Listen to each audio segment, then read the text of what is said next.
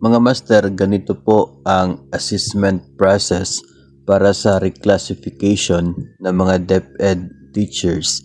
Ngayon, wala na po yung ERF na siya pong ginagamit dati kapag nagpapareclass ang isa pong guro. Goodbye ERF na po tayo. Dito na po tayo ngayon sa bagong assessment process para sa reclassification.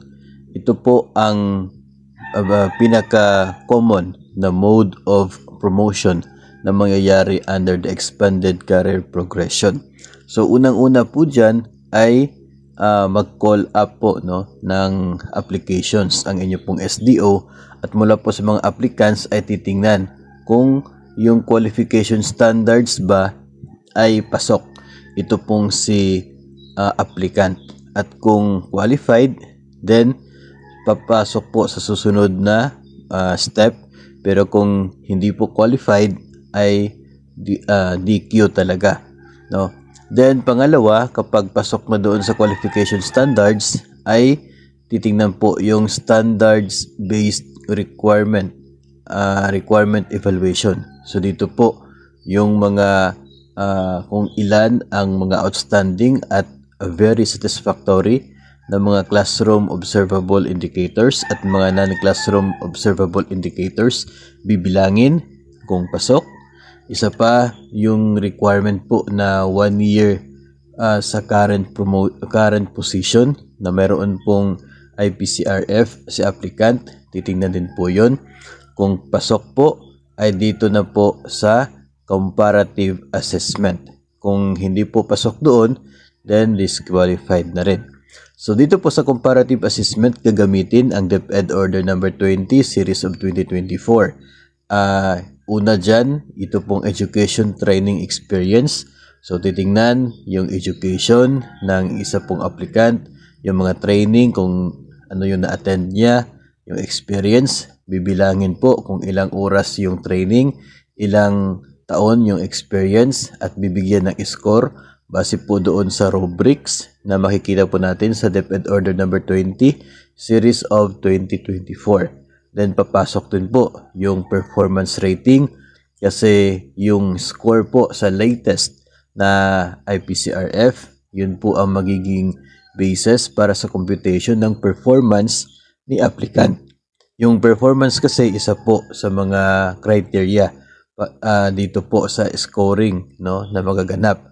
Then after that, itong ETE plus performance, ito na po tayo sa classroom demonstration na mangyayari po.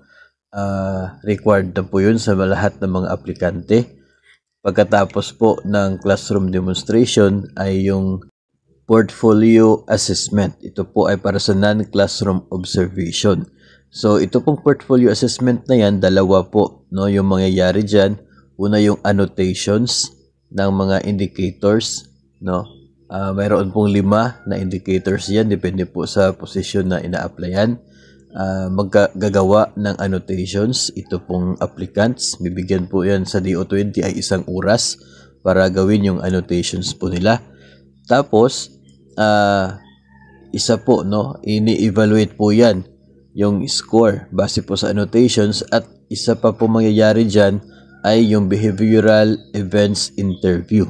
Magkakaroon po ng interview base po doon sa sinulat na annotations ni applicant. So parang i-confirm lang naman po yun ng mga HRMPSB members or subcommittee members kung ano po yung applicable. Kino-confirm kung yung naisulat sa annotations ay kung paano ba ginawa ni teacher. So parang doon po magbabase yung interview po niya. So ito po, itong galing po sa ETE, Education Training Experience, Performance Rating, Classroom Demonstration, at ito pong non-observable na ito, Portfolio Assessment, ay siya pong maging basihan ng score nito pong ating applicant for reclassification. Tapos kapag mayroon na po tayong score doon, ay ito pong tinatawag na yung career, ay yun na po yung parang ranking, kumbaga, base po sa score ng mga applicants. And base kasi doon sa mga score ng mga applicants, kung makikita, kung sino yung makakapasok for the reclassification. Yung nabanggit po before during the orientation ay meron pong mangyayaring cut-off na score, no? Dapat maabot mo yon para mo-qualify ka talaga for the reclassification. Tapos kapag qualified na, titingnan naman po, no, magdepende naman po sa budget ng inyo pong division, no, kung magkano po yung budget, kung hanggang saan doon sa listahan yung aabutin na kayang i-accommodate ng budget for the reclassification.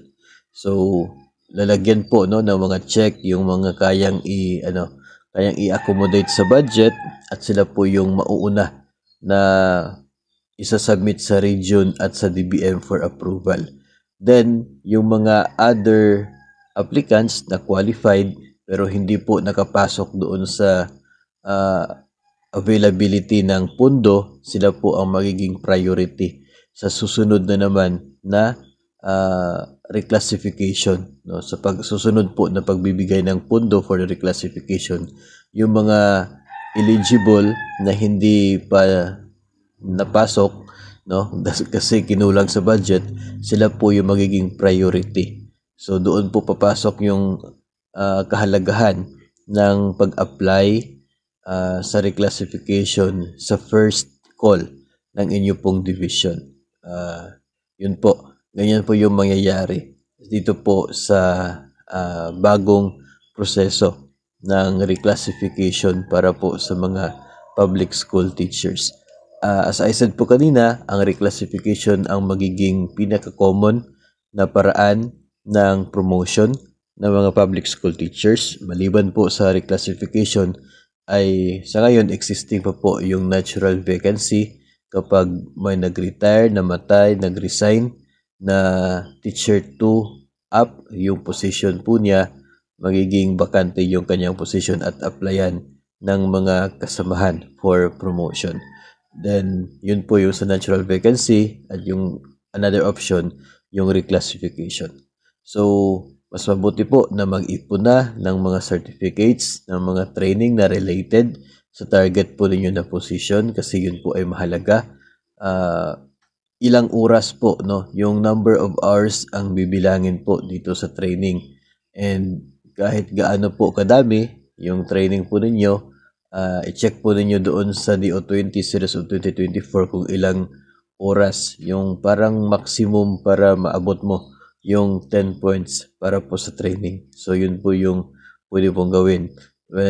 And also ay ihanda po yung sarili kapag kayo po ay nag-apply, dadaan po talaga kayo sa classroom demonstration at on po sa interview.